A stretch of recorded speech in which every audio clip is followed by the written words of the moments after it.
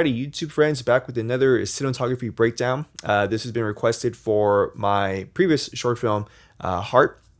And what I wanted to do is share really quick the schedule, because if you understand the schedule and the location, then you understand my decision making for the lighting. Really, at the end of the day, the lighting and the blocking, right? So I'll go ahead and put that little screen grab up right now.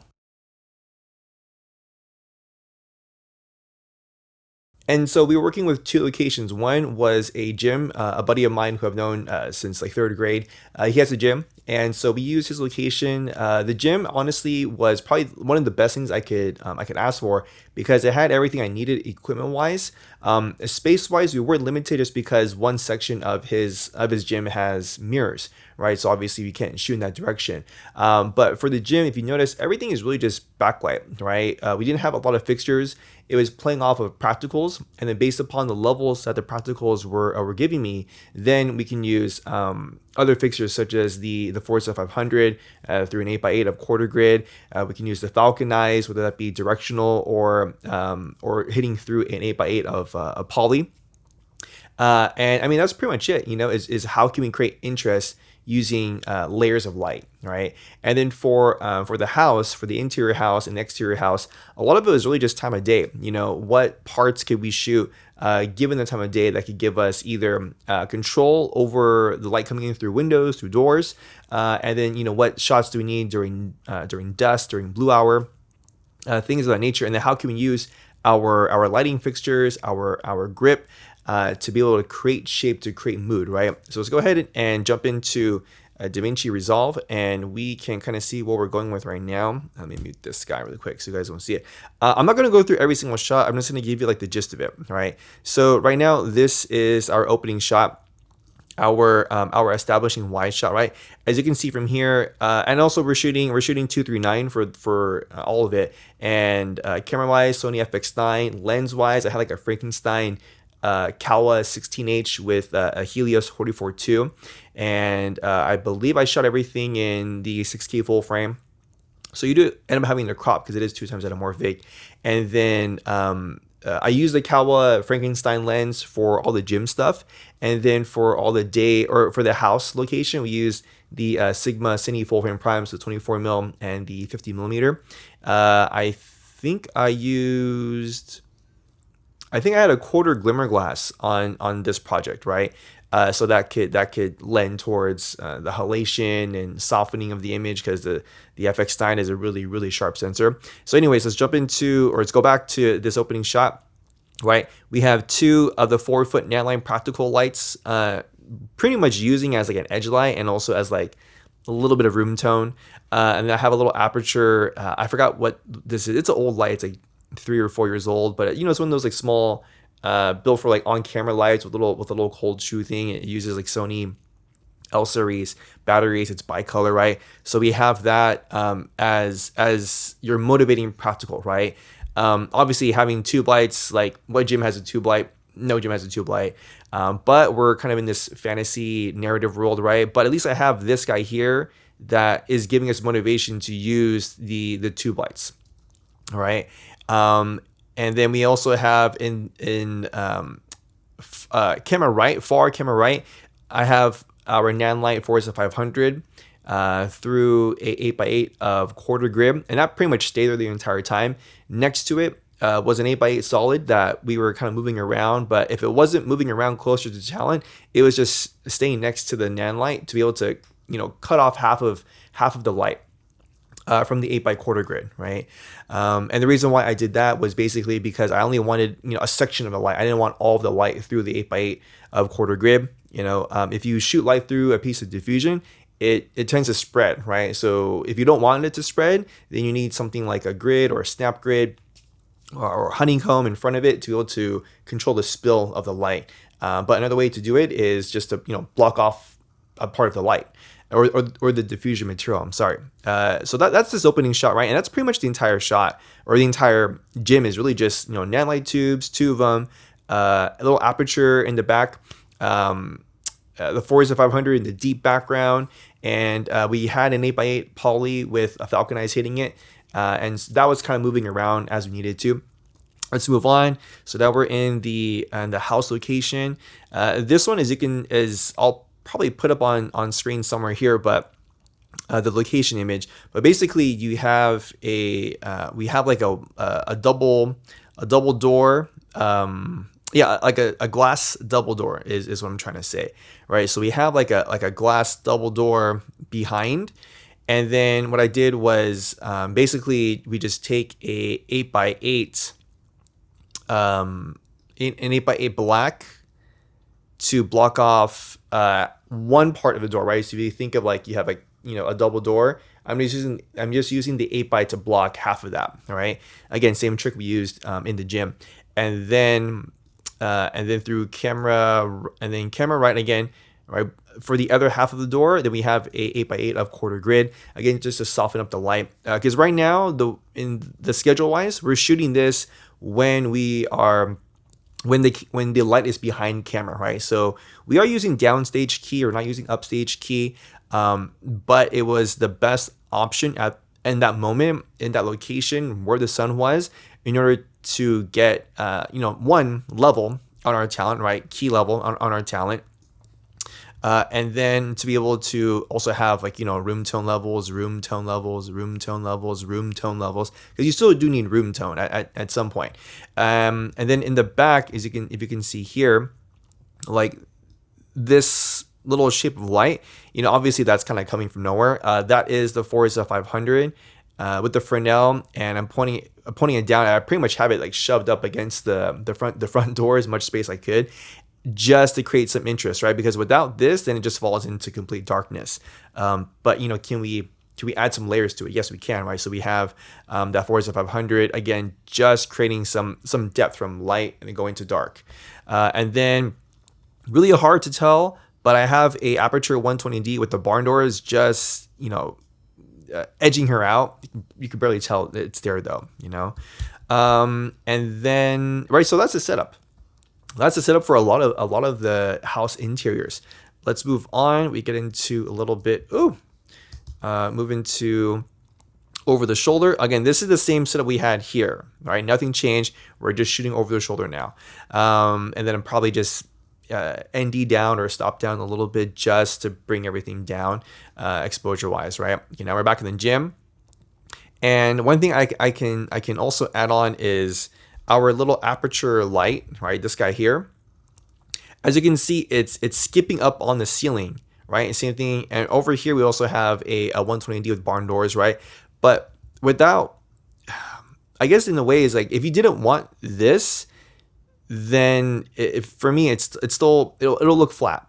It'll look flat because you have to look at the entirety of the image, right? So having this little reflection here, this little reflection here, just creates more interest. And at the end of the day, that's kind of what we're doing too, is we want to be able to create interest through the images that we create, right? Forza 500, you can see with that quarter grid. Without the quarter grid, it was too harsh. You can tell it was like a light.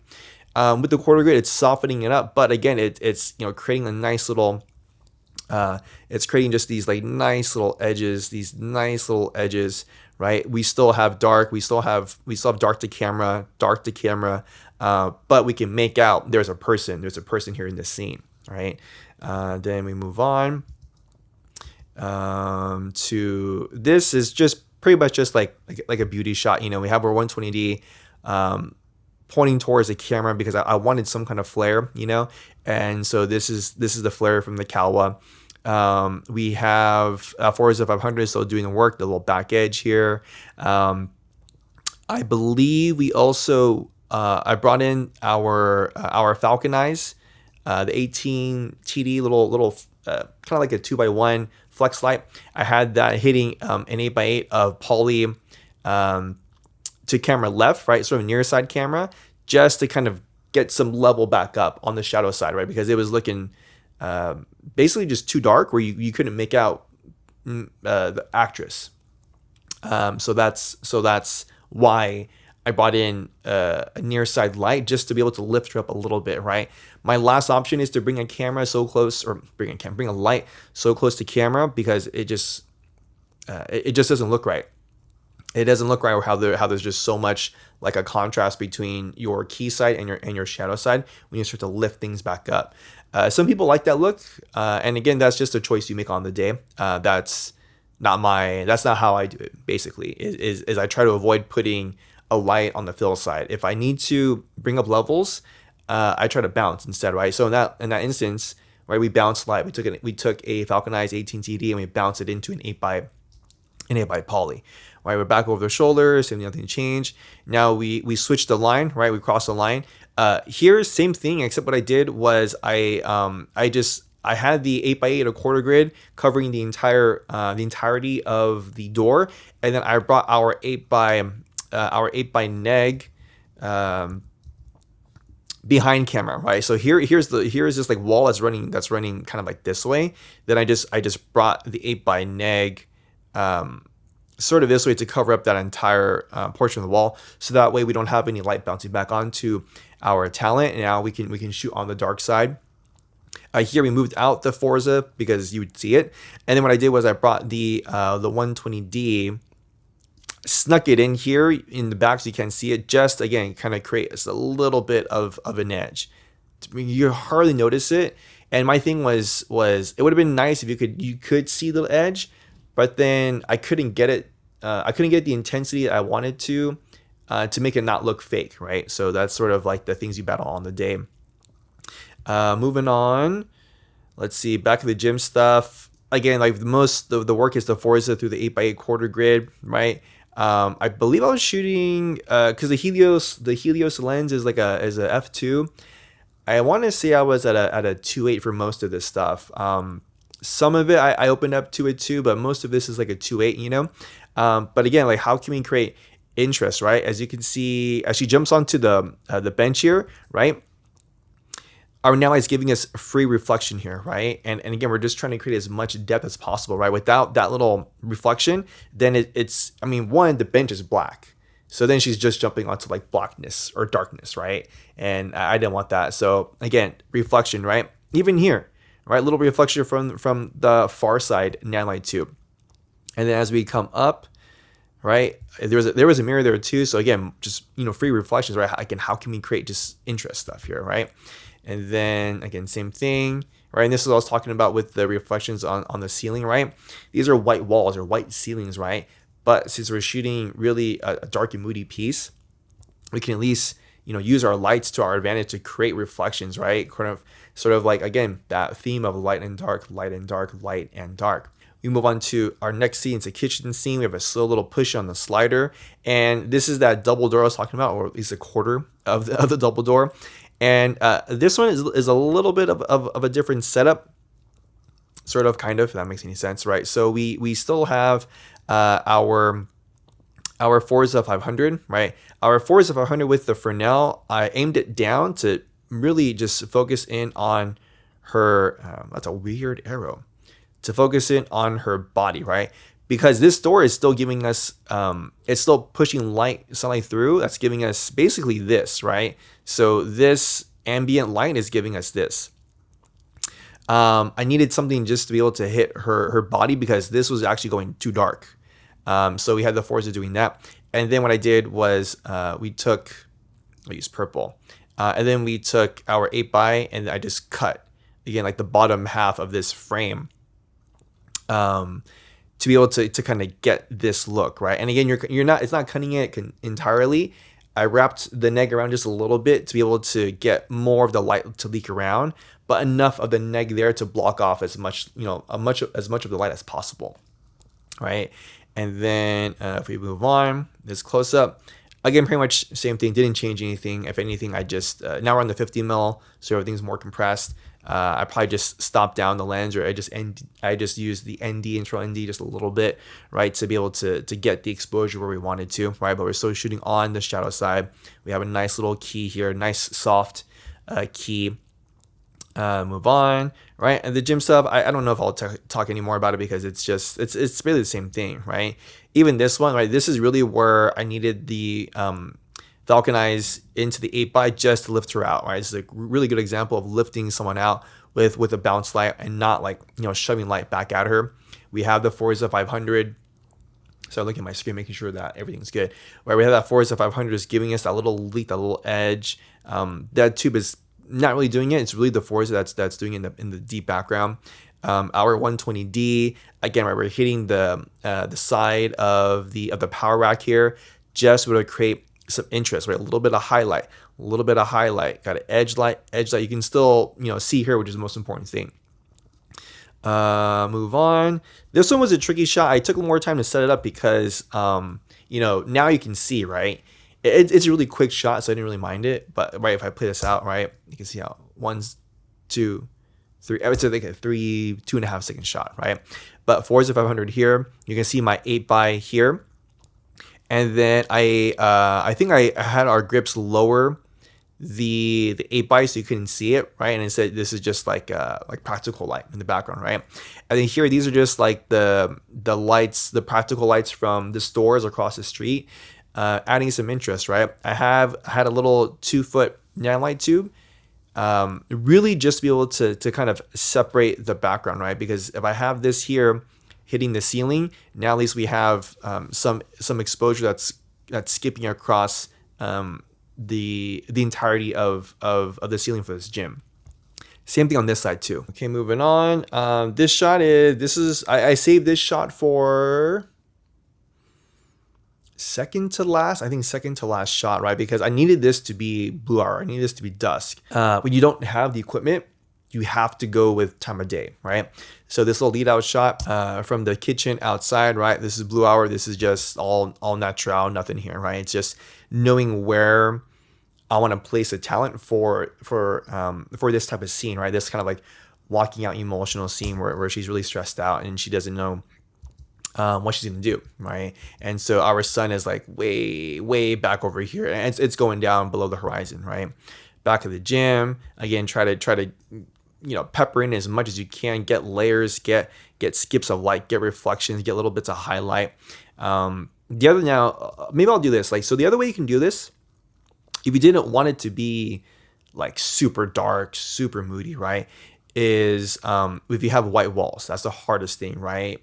Is you need to have really directional sources of light, and you need to have a lot of grip to cut out light, right? So that could be like, if you see behind the scenes, you might see like a neg forest, like a floppy here and a floppy here and a floppy here, right?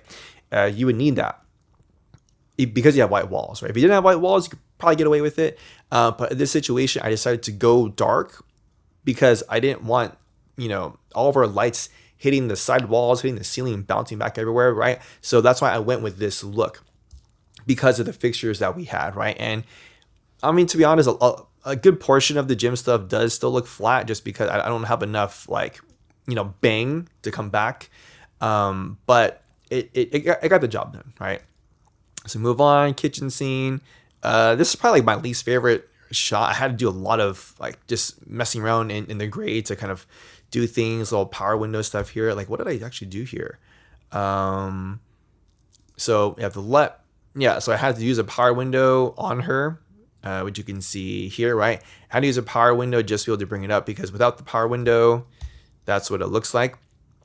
And it just kind of looked weird, right? So use the power window to actually not bring up, to bring down, right? Little vignette action. And then, does this mask do anything? No, I think I just had that there just for safety.